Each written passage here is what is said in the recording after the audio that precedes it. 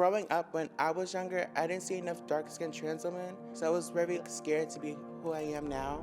This movement is important to me because as I grow into myself, I want to be there for the other youth that are like me, inspire people to be themselves.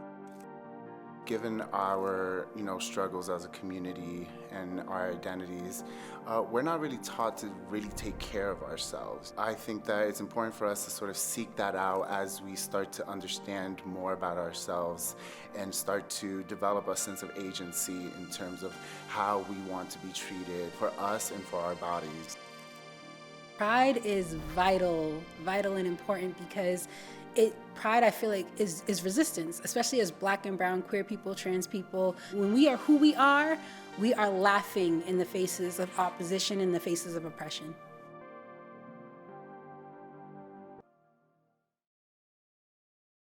Welcome to We Are Here Live podcast presented by Common Square Health Center. My name is Amanda Shea, and with me is my lovely host, Lady German. How you doing? How you doing? Girl, you look lovely. Thank you. I was trying to be like, okay, if I look like mint tea, then you can look like pumpkin spice. Oh, and I'm shaped like a pumpkin. Stop playing, okay? Body, yada, yada, yada. Hello. You better stop. All right, so you know how we do. We're going to start with trending topics, and one of them is the VMAs. Child. Everything Doja Cat. Period. Everything Doja Cat. Doja Cat gave you host. Doja Cat gave you performance. Looks. All Everything. of it. She slayed. And girl, I was shocked that she was the host because, I really didn't hear about it. I didn't know either. It was, a real pleasant surprise. It was the worm outfit for me when she was, getting her little, oh my God, I saw a meme that they put. It was guess which Pokemon? Doja Cat. The internet, just... But that's good. If they're memeing you, you are staying relevant. True, but the internet got to chill on my girl Doja Cat because, first of all, her album is amazing. Planet Her. This is not a promo. I'm just a huge avid stan Sponsored of Doja by Cat. Doja Cat and her team. I wish. Doja, hi. With that being said, Doja Cat wasn't the only performer that blew my edges off. It was Normani bringing up Teyana Taylor. Girl with the crucifixion and the whoop, whipping the hair, girl. First of all, Teyana Taylor. Hi, Teyana Taylor. Just everything. And then Chloe Bailey. Can we talk about it? I love Beyonce. And I don't want to sound shady, but it just gave me Beyonce vibes. Everything about the performance was just from the outfit to the blonde and the locks. Well, a mother has to prepare the children. I understand that, but I'm also is that going to be a good thing or a bad thing for Chloe? Because I feel especially with her stepping out and being her own artist outside of her sister, I feel when you look at Chloe, you want people to have their own individuality. And originality. And I think she does have her originality, but the thing is with her, we haven't seen her out there more. Because it's kind of it's like if whoever's producing her, which we know who, is kind of throwing her in and then bringing her back. And then I feel there's going to be a point where they're just going to be nah, let's give it to them. I love the song. I loved the video. I love the homage that she paid to Beyonce. It had Tina Knowles in it. And I loved everything about it, but I was just also this gives me so much B vibes. And there can only be one queen bee. You feel me? But I feel with you got another queen, Miss Doja Cat. And the purr. Doja's bringing back real artistry for me. I used to watch, I grew up in the 90s. So I remember artists really dancing, really getting their moves right, really singing live. But singing live. Was that shades towards me because I lip sync? No. That was shades of the other artists that use their backing track. The gag. I'm just saying, for me, I'm Normani sang live. Chloe was live. Doja Cat was live. It was, and she was on strings, and she was still singing live. And in a whole circle hoop with the lighting, it was just everything. She did it. She did that. Not only that, her looks were impeccable. Every step And they of were the true way. to who she was. And like literally like it really put her like to be at high standards now, because like hosting a big event like that, and not only that, having the charisma That part. and serving it to the children is everything. But also, I want to shout out someone from Boston, Bia's first night at the VMAs was last night, and I was just super proud because Bia represents Boston, and I'm just really happy for her successes. The Nicki Minaj remix to A Whole Lot of Money. First of all, that's my jam. There's a whole lot of money in this. You know what I'm saying? Yes, that's like my Bia. Like, that's just my jam. So when Nicki jumped on it, it was like, whoa. And then I saw the live, and then seeing her at the VMAs, I hope it gave artists from this city, like, just more encouragement that it's actually tangible to them. Yeah. Because I think that's what she represented for all of us, is like, actually you're not having, stuck here. You you're guys not, can reach for the stars. Exactly. So it was just really beautiful to see that. But Bia, Doja Cat, Normani, and Chloe were not the only ones who ate last night. We have to talk about Lil Nas X. Okay, my man, like, listen. That's my boo. We gonna fight. Yeah, like we'll throw hands for Lil Nas. We gonna fight. First of all, this kid, like, his performance was everything. He Always. gave it to you, and his performance has tearaway too. He came in, what, you know, with Yes. and then I love when they did take it off, because she's like, come on, you gotta look sexy. Come on, let's go. Like, and she's ripping the hat off of him and taking off the shirt. That's how you gotta do it, child. Girl, That's and a he came whole out with thing. a jumpsuit. That part. And then the boxers. Yes. Okay, so we can talk about the boxers, because those boxers are so cute. They were I was like, dazzled. yo, everybody ate on that. Everybody ate on that. You know what I did like and enjoyed? To the other rapper who sings with him. You mean raps, Jack Harlow? Yes. So I just want to give it up because also another person from Boston was on Gilly the Kid's live stream, and that's Millie's. I feel like, you know, these hip hop rappers are really emerging, and seeing Millie's and then seeing Jack Harlow, I'm like, yo, white rappers are really coming back. Yeah, but the one thing I really enjoyed too about that was, you know, we saw the music video, and then in my head I kept saying, I wonder if that kid would do like a live thing with him, just because of like the different communities and everything. And then he did, and I was like, okay. I loved it. I was here for all of it. I loved the whole thing. And I love how Jack Harlow be up on the like red carpets trying to shoot his shot with these celebrities, child. I think Saweetie was the last one. I'm here for it. It was all everything. here for it. I'm down with this one. And not only Lil Nas like shining at the VMAs, but the Met Gala. Child. Like 3 looks. It was just like, oh, you thought I was done? No, I got this, and this. Like, I'm just here for all of the applause of Lil Nas. I just love what it represented, you know. It was like royalty, like I'm here, I know who I am. And then the shield with like the whole gold shield is like, your words can't hurt me, baby. They're gonna bounce out the shield. And then the sexiness, I'll take it. Okay, did you see the sleigh? Did you see this? Like, just okay. Like, I just wanna meet Lil Nas X one day. I was actually a little bit like gagged because my friend Linux, shout out to Linux, she was hanging out with him all night with Susan Barge, because I'm from New York, so like I used to hang out with all these kids. And I was just like, I was just in New York. I'm like, y'all couldn't wait for me for just a little bit. Shout out also Tariq Patterson, first time on stage, another dancer that we know. Like, everybody's just winning. Out there doing it. Out here doing their thing, but we can't skip over Lil Nas X's baby bump though, because that's also been trending. And you know what's something too that happened last night that I feel like it needs to be mentioned was how they threw a little bit of kind of the newer homophobia towards Lil Nas during the VMAs. That girl from the Ink show. Yes, Black Ink. Yes. Yes. She like the way she like he's like, oh, you like my outfit? And then she was just like, let's not talk about that.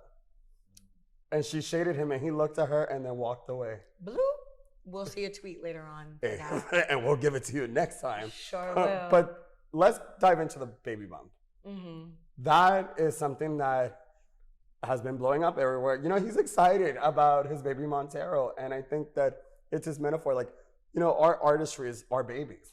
That's true. We will protect them as our babies, but he... As we should. You know? And like, the thing is, like, he was showing excitement that he wanted to make, like, an illusion of being pregnant and him, you know, getting the due date. Birthing this like project. And instead of getting, I mean, some of us praised him.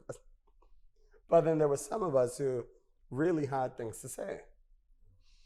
Yeah, the transphobic and anti-blackness for me, I just don't get it.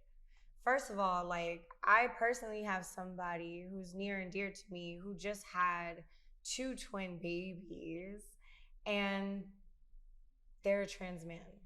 Yeah. So for me, I'm just like, how is this transphobic? And then 2, the anti-blackness.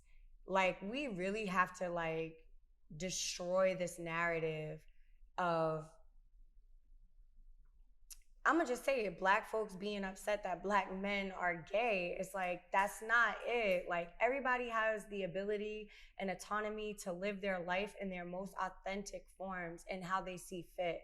And when you try to project your own personal opinions on someone who's very clear about their intentions, Lil Nas X is very clear. It's just, to me, it's just ridiculous. I feel like people are looking for stuff to pick apart and they have their own racism, homophobic things to like really work through. We really need to abolish that. I understand why and I understand where it stems from, and a lot of us do. At the same time, it is 2021. If people are living their lives, what does that have to do with you? Yeah, like nobody, it shouldn't bother you that somebody is living their authentic life or self. But you know, one thing, standing in their truth and their power of who they really are. Isn't that what we tell kids to do when they're young? Is like, you could be whatever you want to be. But clearly, when we get to adulthood, that narrative changes. Because we have, you know, like I said to a lot of people, is when we're kids, we're here and like we want acceptance, love, and everything. But as we get older, our parents teach us to say no to certain communities. And I want to really touch upon that as well, because that was another thing that that I saw trending, was like people like Little Boosie and just coming at Lil Nas X for, this is what you're showing the youth. It's like, no, we as adults sexualize children. Let's call it what it is. Children see an image, they're not thinking about what we see or what we're thinking about. They're kids. It's just like when you know someone who has a baby and the baby is super cute and they're like, oh my gosh, the baby is so cute. They're gonna be a little heartbreaker, a little ladies man. It's like, why are you putting that on this child when this child hasn't even had the ability to get cognizant of who they are? You know, and I understand that too, because like coming from like become cognizant of who they are. Coming from a family that my sister, when she had her kids and then I came around her kids, she'll be like, oh, tone it down, not in front of the kids. I'm like, what are you talking about? It's like, oh, all this faggotry and all this gayness, like, calm down, German. And I would look at her like, I'm a grown-ass man, first of all. You tell that to another gay man, he'll beat your ass. I'm like, but I'm telling you right now, like, this is who I am, and the kids don't have a problem with that. I'm so sorry that you experienced that, and that's a lot of people's stories, and that's why I feel like at this juncture, it's important to have these conversations, because 9 times out of 10, it's just projected opinions on people. Mm-hmm. And with that being said, we'll be right back with our next segment. Where you at? I'm right here, baby. Okay, we'll be right back. Amen, ashe. Ashe, amen.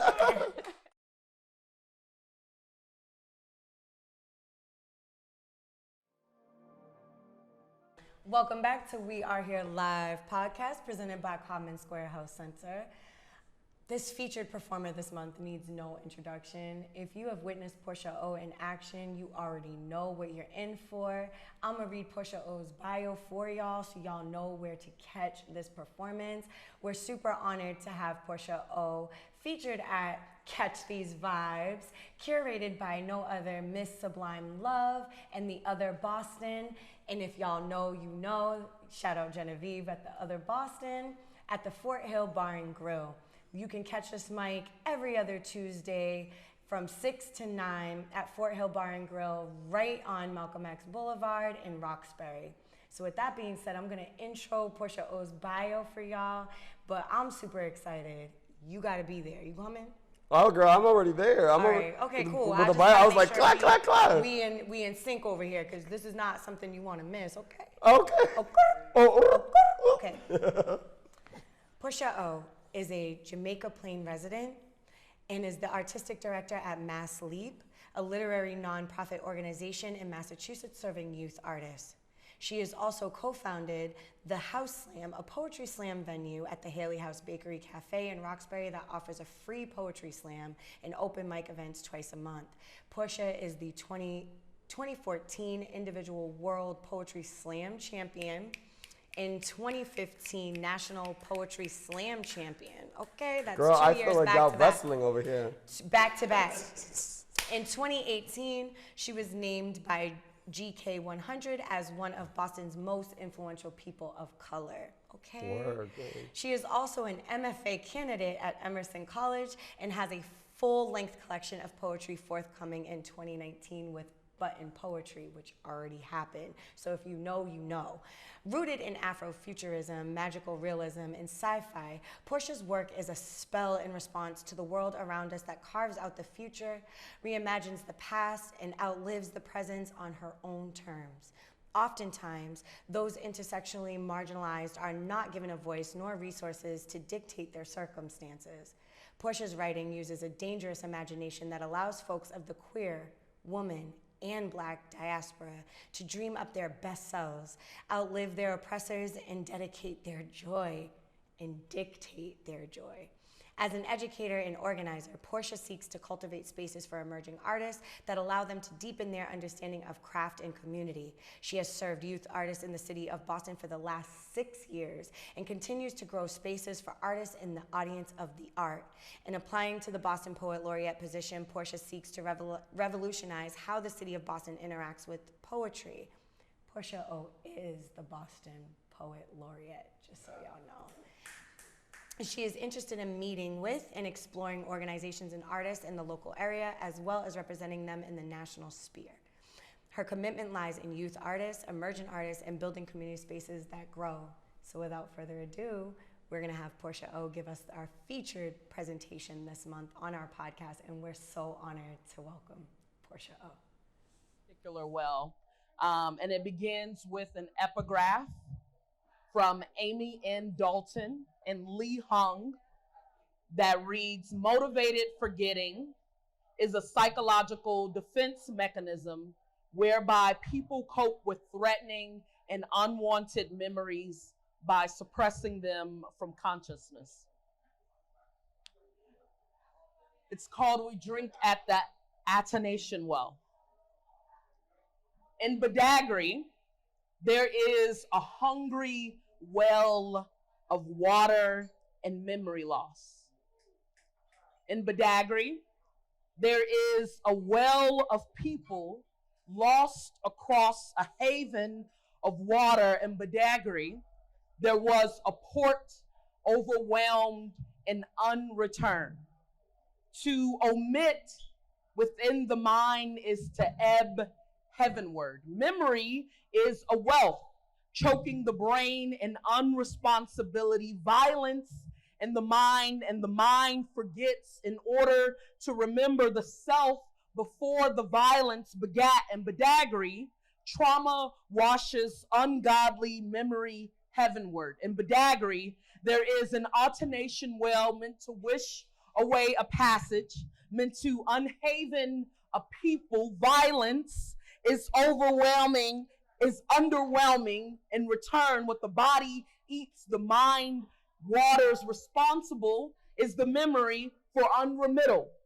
Royal is the body for return. God is the mind for wafting. Forgetting is a port homeward. In Badagry, hungry memory grows angry. In Badagry, the memories unchoke, unhunger, trauma uneats the royal. In Badagry, there is a heaven of people responsible for the wealth of unremembering, for the well of us across a haven of water, overwhelmed and unreturned.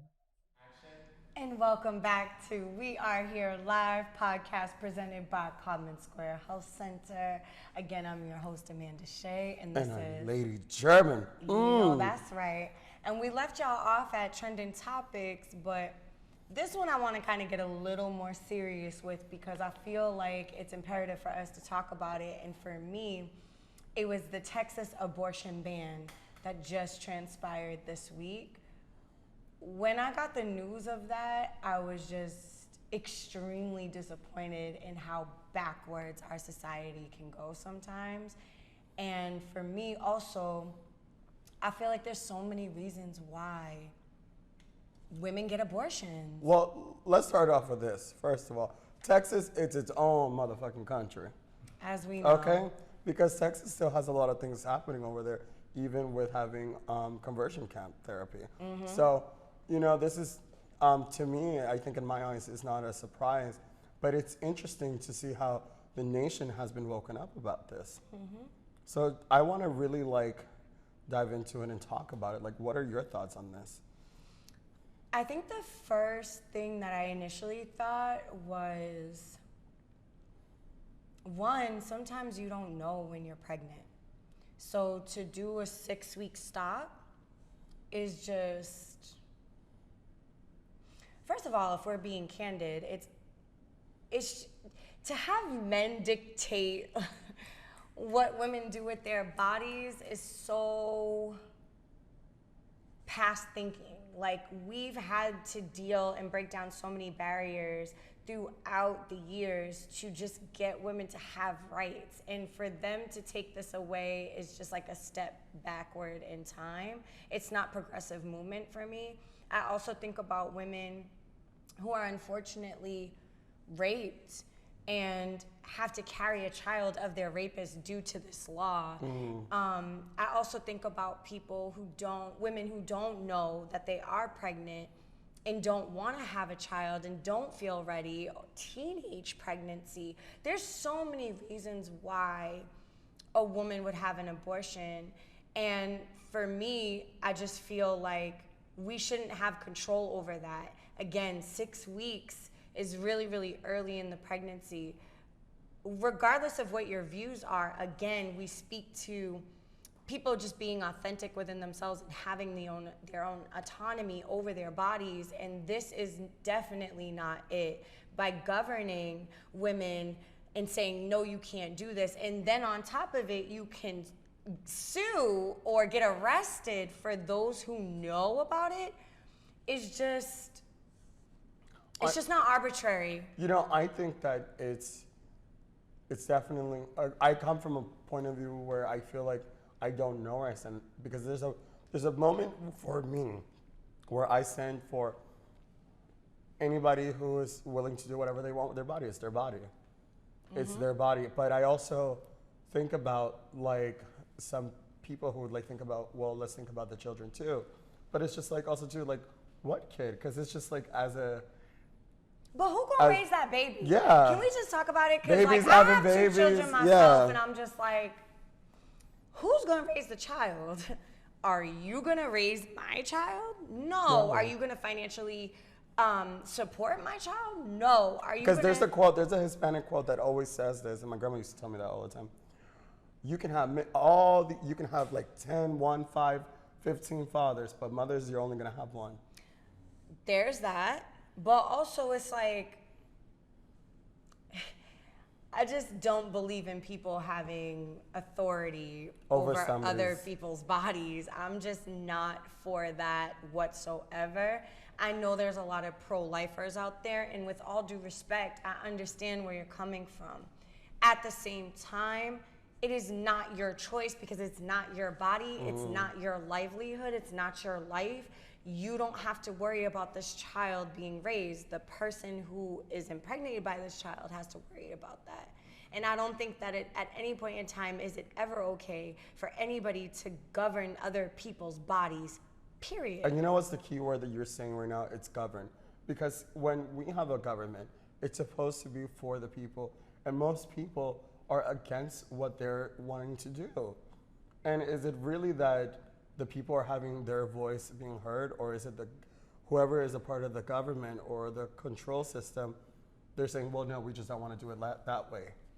I think it's a multitude of things. I also believe that people are trying to not only control women's bodies, but it's almost like possession in a way. That's what it feels like. It's like, I want to possess how you determine how you live your life, regardless of the unfortunate incident that you may have had to occur. Or I shouldn't even say incident, because rape, I don't feel like is an incident. I feel like it's very intentional. Traumatic and it's very traumatic, and we shouldn't gloss over that. But also, what about, again, teenage pregnancy? You know, I'm going to be super candid because I'm a super open book, but I've had an abortion. I've had multiple abortions. And my first abortion that I had, my mother enforced it on me. I was only 15. And she thought breaking generational curses was to give me an abortion because she was a young mother. My grandmother was a young mother. My great-grandmother was a young mother. And at that point in time, I didn't have a choice because I'm a minor and I can't just tell the judge, like, hey, I want to get emancipated from my mother. So I went through with it, and I'm telling you, like, it is not a pleasant experience. There's not a day that goes by that I don't think about these children. At the same time, I look at where I'm at right now in my life, and with the 2 children that I decided to bring into this world, I see how hard it is, and I couldn't even fathom being a mother at 15. I just couldn't. So as much as I had resentment and bitterness towards my mother for that, because that's a very traumatic experience, and I was very far along. I won't say that exactly how far along I am because I don't want to trigger anyone. But my situation was a lot different than at 6 weeks. You know what's so crazy on hearing your story, and thank you for sharing your story. Of course. My sister, like, in my family, abortion has like a lot to play with. Like, so I was born out of rape, and growing up, my aunts and my grandmother told me about the stories of how my mom was forced to go to this hospital and try to get an abortion for herself, carrying me. And for some reason, her aunt or something grabbed her and took her, and then, you know, she basically had me like in some mountains in Honduras and whatever, like third world country. But then coming to this country, like with my sister, like the way you were saying your story about it, when my sister got pregnant at 14, like it was the same thing with her. My mom didn't realize that she was doing what once upon a time was done to her, you know? And it was crazy because when my sister got pregnant, she was 14. When my mom got pregnant with my sister, she was 13. So my thing was that, like, it repeats again and again and again. And then even like the little like resources that even women who don't have documents in this country, like they go through like old-fashioned ways of having an abortion. Which is also very life-threatening because of the ways. But you know, but the fact that a woman can make the choice of what they want to do, and if our country is offering the right access and the right ways to do it, I think that they should be able to access it. It's their body. That's exactly how I feel, and you're right. It can become generational. That's why my mom wanted to stop that. However, when my mom was pregnant with me, because I'm Black, they wanted to abort me immediately because I come from a very Portuguese family, and there's just some cultural differences that we had to deal with, to say the very least. And my mom ended up running away, and when they got her, my grandmother ended up sending her to a home for pregnant women. So it's interesting, That's the the flip same side. thing It's like you went to a home for pregnant women, but you fought for me. Meanwhile, I'm 15, and you won't even allow me to fight for me. But it also again, it's like you said, it's kind of like, and it's always going to be a man's world in a way. Hopefully, like I don't subscribe to that. Well, no, I'm saying hopefully in our generation we get to see it more change. Because I feel like we're doing a really good job of that in this day and time. And we've named some trending topics that have been definitely pushing, forward the messaging of being like your authentic self and being able to live the ways in which you want to live. But the thing when I say about that is because the people controlling this particular situation are usually like these like men who want to like. Are they, or is it us that have the voting power that puts these people into the office? But how will we get people then to vote? I mean, isn't this a good reason? You're right.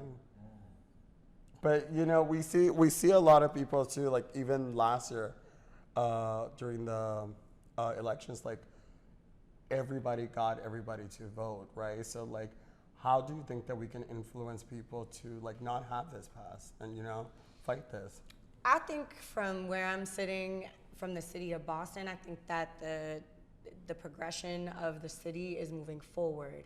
If you look even at just our mayoral, our candidacy or our mayor candidates, they're all people of color. And what's really beautiful is that they're also women. So I feel like that's even a shift in the paradigm, because when's the last time you've seen that in Boston? So we are making progress. I just think certain states are still very... in the West, Midwest, girl. Especially somewhere like Texas. At the same time, though, this is a great example of showing the power that we have. You said earlier about government, and it's for the people, by the people. Amen. If Ashe, we have a huge, voting process that's happening really, really soon with the mayors of Boston, and I feel like this is a good time for people to really pay attention. That what did Martin Luther King Jr. say? There's a really beautiful quote where I'm going to paraphrase because I can't remember exactly how it is. Oh, an injustice anywhere is an injustice everywhere. And that resonates in today's society, because it's like, if we are seeing what's happening in other states, why do we feel as though that it couldn't happen to our state that we live in? It's like a virus. It's like, if we're seeing it somewhere, control it before it spreads, babe. What do I always say? A community is only as healthy as its inhabitants. Girl, what are we doing? Preaching? Did this become a Sunday? I'm just saying, amen, ashe. Okay. Sponsored by Common Square. Exactly. And with that being said, we are actually going to take another commercial break, and we will be back very soon with the rest of our We Are Here live podcast presented by Common Square Health Center. Okay, so where you going?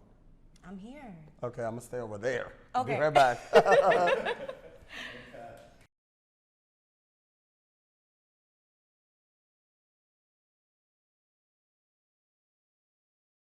And welcome back to We Are Here live podcast presented by Common Square Health Center. Again, I am your host, Amanda Shea, and I am with Lady German. I know that's right. So I heard we got some community letters. Oh yes, girl, I'm the mailman today. Yeah! Okay. Let me tell you. First of all, you got a delivery. All right, so we got a letter from delivery. Okay. You know, remember that movie, Don't Be a Menace? Message. Yo, I still do that all the time. I'd be like, message. All right, so we did get a letter from the community. You remember, if you guys always want to send a letter, hashtag We Are Here Boston. So it says, I am having a problem. I came out to my family as a gay man when I was 15. As I've gotten older, I have learned more about myself and realized I am a trans woman. I want to come out to my family again, but I need advice. Any thoughts? I guess I would need a little bit more pretext to that question, because I would want to ask, what was their initial reaction when you came out initially? So I think this is so weird, because this is how I've been feeling. So I actually can relate to this a little bit. Well, a lot. A lot of it? A lot of it. I've had it. But my thing is, I can relate to it so much because I, got outed as gay and then accepted it. People told me, people always said, he's gay, that kid's gonna grow up being gay. And it kind of didn't let me know who I was. So I'm like, I registered myself as gay. And then I was just like, as I was growing up, I remember My mom would dress me up as a girl, and I would love it. My sister would dress me up. I would like always use my mom's makeup and everything. In And feminine wear. I'm sorry, Yeah. I don't want to just say girl because yeah, in feminine. that's gender association. Yeah, so my thing was, as I was growing up, I was doing all these things behind closed doors, and when I ran away from home, I remember like dressing up, like not like I was so excited to like come out of work and like or school and like go home and paint myself with makeup and like Yes. but not show anybody. And then, you know, I started going to like clubs and everything, and I registered as a drag queen. I started performing, I started doing everything, and I started dating a gay man. And then I noticed that things were not working between me and him because I was cheating on him too. Even though he was cheating on me, I was cheating on him with straight men as a woman. So as I started to find myself more and more and more, it became to a point where I realized like, okay, like this is how I've always felt. Like even when I talk to people, my mannerisms, I don't see it in my hand as like I am a gay man. And I've never thought of myself like that. Cause even at times I would never like be like, oh, like I'm gay, you know? I'm like, I'll be like the kids. But the kids. But like my thing is like, I did come out as a trans woman in New York City.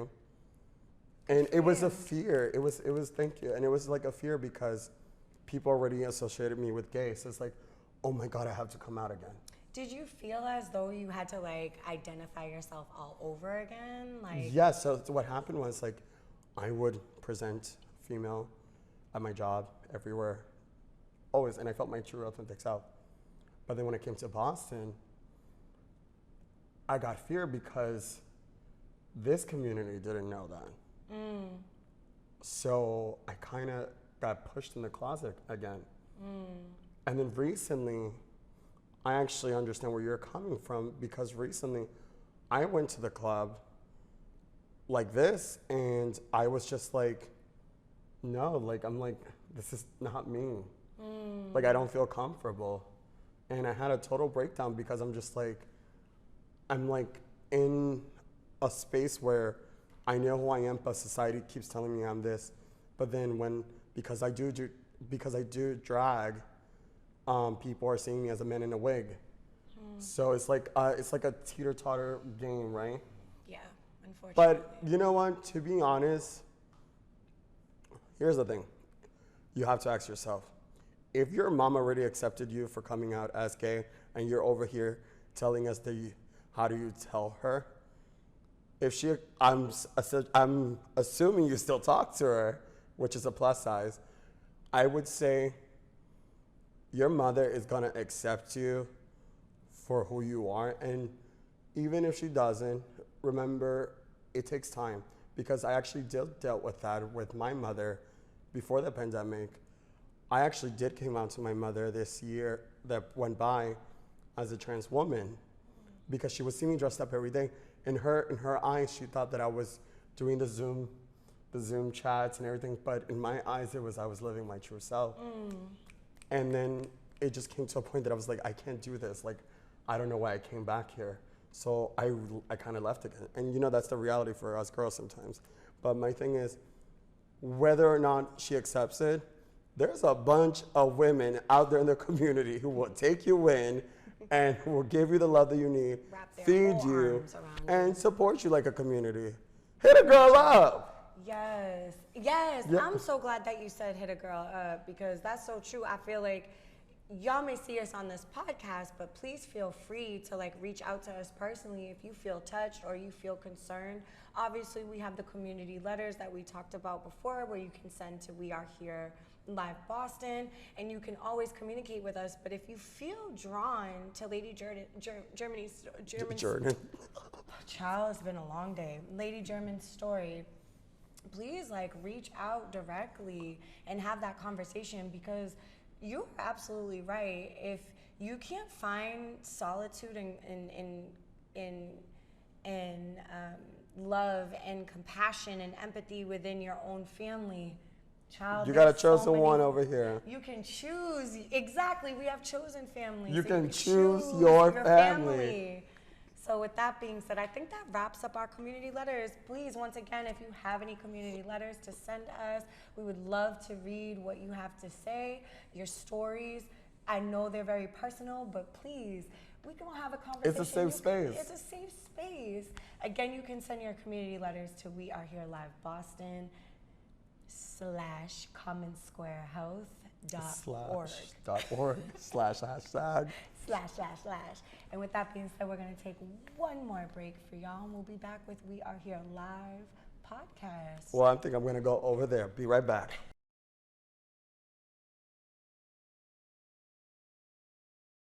But it is about slavery, okay? No. But everybody knows the story of Margaret Garner. History lesson. Yes, refresh our memory. Okay, Toni Morrison, if you read Beloved, you know, it was about a ghost, right? But the story is based on Margaret Garner, who was a slave who ran away, and she didn't want her kids to become slaves, so she started killing them once the slave catchers caught up with them. She started killing her kids. And so this poem is about that. But it's super heady. So again, get that drink. No, I'm just kidding.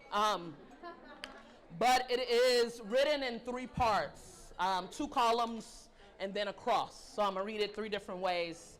The first column is called Margaret Garner Crosses the Ohio River. It's in the voice of the Ohio River. Folks stay gunning toward me like I'm the second coming. Like every Medea ain't a god with purpose. Cross me like a crucifix and I will lay Ohio bare. There is no word for a mother who has lost, just an unjust law rotting sweetly, blighting a fetus into the property of somebody willing to break a woman into a hollow harvest. Ascend up yonder, child. Wade through me like a hymn, a prayer, a river of Jordan, a Mason-Dixie gateway, I, the chariot, freezing up, hardening myself in your quest. Right, so Margaret Garner gets caught in Ohio, right after crossing the Ohio and river, and then they sell her down the Mississippi River, right, because it's supposed to be a tougher life down south. So this part is in the voice of the Mississippi River, and it's called Margaret Garner Crosses the Ohio River only to get caught and sold down the Mississippi. Like I'm some type of pistol, folks stay running from me. Mercy me, I thin the bloodline. I devein the country with a kitchen shank. Mississippi, seldom downriver, there is no sympathy for a child gone to Queen Sugar, cotton stalk crowning the bones, cane fields cankering the mouth, split the family into quarters with a slip of sail, big muddy, old man river, steamboat. I may be a womb of water, but can as easily be a tree, popular or dogwood, the soil of the South, the blood on mine hands, a balm. And this is a cross. Girl, that was lovely. Oh my gosh, thank you, Porsha, for that feature presentation. And with that, we are done here and it's a wrap. Thank you guys for joining us with We Are Here, featured and sponsored by Common Square Health Center. See you next time. I'm Lady German. With me, Amanda Shea all day. Amen. Ashe. Okay, hit it.